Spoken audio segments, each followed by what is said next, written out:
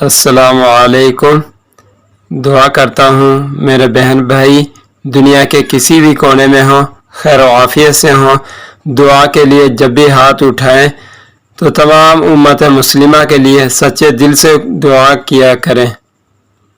تو میں آج آپ کو بتانے والا ہوں ایک بہت ہی مجرب اور پاورفل اور بہت ہی آسان وظیفہ آپ کے لیے۔ انشاءاللہ تعالی جو بھی شخص ناراض ہو آپ سے وہ مان جائے گا، بس نیت آپ کی نیک ہونی چاہیے اور پاک ہونی چاہیے۔ ناجائز رشتے کے لیے اور ناجائز دوستوں کے لیے، ناجائز رشتہ داریوں کے لیے اور ناجائز کاموں کے لیے یہ عمل نہ کرنا۔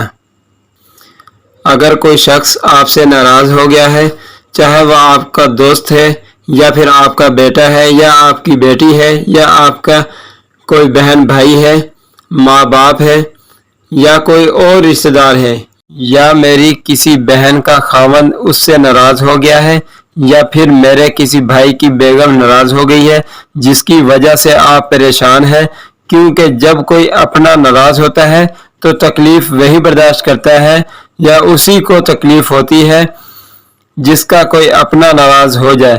تو اگر آپ اس وجہ سے بہت ہی پریشان رہتے ہیں، آپ کے بار بار کہنے کے باوجود، آپ کی بار بار کوششوں کے باوجود وہ ناراض شخص راضی نہیں ہو رہا، صلح نہیں کر رہا، وہ آپ کے ساتھ رہتا ہے یا آپ کے شہر میں رہتا ہے یا آپ کے ملک میں رہتا ہے یا آپ کے ملک سے باہر رہتا ہے یا دنیا کے کسی بھی کونے میں وہ رہتا ہے، اور آپ چاہتے ہیں کہ وہ راضی ہو جائے، وہ دوبارہ آپ کے ساتھ آ کر رہے اور آپ سے صلح کر لے اور جو آپ دونوں کے درمیان ناراضگی ہے وہ ختم ہو جائے، تو اللہ کی رحمت پر یقین کر کے کریں گے یہ وظیفہ۔ اللہ کی رحمت پر یقین رکھ کر کریں گے تو یقین کریں اس عمل سے وہ شخص مچھلی کی طرح تڑپے گا جہاں پر بھی ہوگا اور واپس آئے گا بھاگ کر دوڑتا ہوا، آپ سے صلح خود کرے گا۔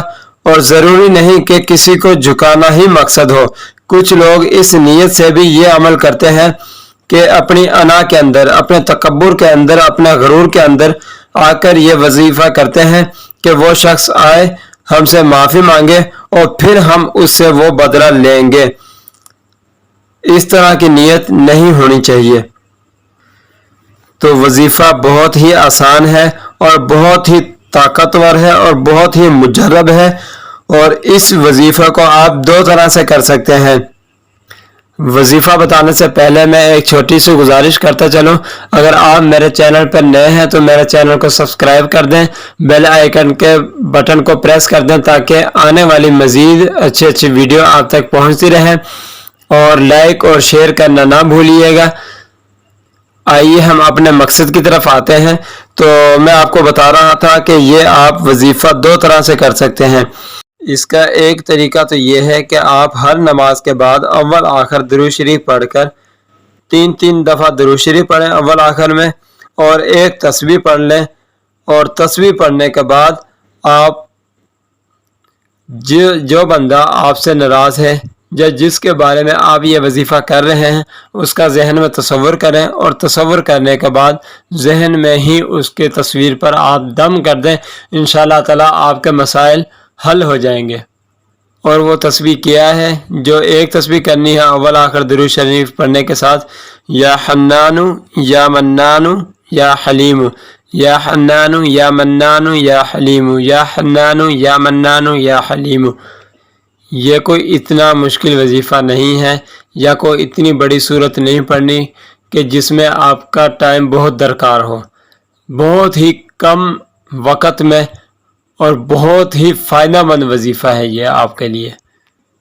اور دوسرا طریقہ اس کا یہ ہے، اگر آپ کے پاس ٹائم شارٹ ہو یا آپ کسی ایسی جگہ جاب کرتے ہو جہاں پہ صرف نماز کا ہی ٹائم ملتا ہے، یا کوئی آپ ایسا کام کرتے ہو جہاں پہ آپ کو ٹائم نکالنا مشکل ہو رہا ہو، تو آپ پھر اس طرح کر سکتے ہیں کہ صبح فجر کی نماز کے بعد اور رات کو عشاء کی نماز کے بعد آپ یہ عمل کر لیں، یعنی کہ یا حنانو یا منانو یا حلیمو صبح فجر کی نماز کے بعد 313 مرتبہ پڑھ لیں اول آخر 3 مرتبہ درود شریف کے ساتھ، اور رات کو عشاء کی نماز کے بعد آپ یہ والا عمل کر لیں. اول آخر درود شریف پڑھنا ہے اور درمیان میں یا حنانو یا منانو یا حلیمو 313 مرتبہ پڑھنا ہے اور دعا کرنی ہے.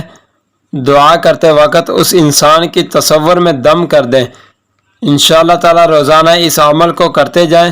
جتنا عمل کریں گے اتنا اثر زیادہ ہوگا. تو وہ انسان دور رہ کر بھی آپ کے بغیر رہ نہیں پائے گا. وہ خود بخود آپ کے پاس آئے گا اور آپ سے راضی ہوگا, آپ سے صلح کرے گا. اور انشاءاللہ تعالی یقین کے ساتھ کہتا ہوں کہ آپ اس انسان کے ساتھ دوبارہ سے ایسی ہی زندگی بسر کریں گے جس طرح آپ لڑائی جھگڑوں سے پہلے کیا کرتے تھے. جو بھی آپ عمل کریں اللہ پر کامل یقین کے ساتھ کریں, کیونکہ جب آپ کا یقین کامل ہوگا تو کام آپ کے بنتے چلے جائیں گے. غیبی مدد اللہ تعالیٰ کی طرف سے آئے گی.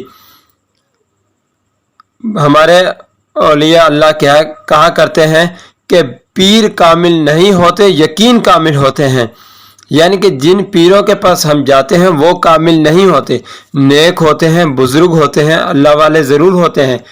اللہ معاف کرے, میں یہ نہیں کہہ رہا کہ وہ بزرگ نہیں ہوتے, اولیاء اللہ نہیں ہوتے, اللہ والے ضرور ہوتے ہیں لیکن کامل نہیں ہوتے.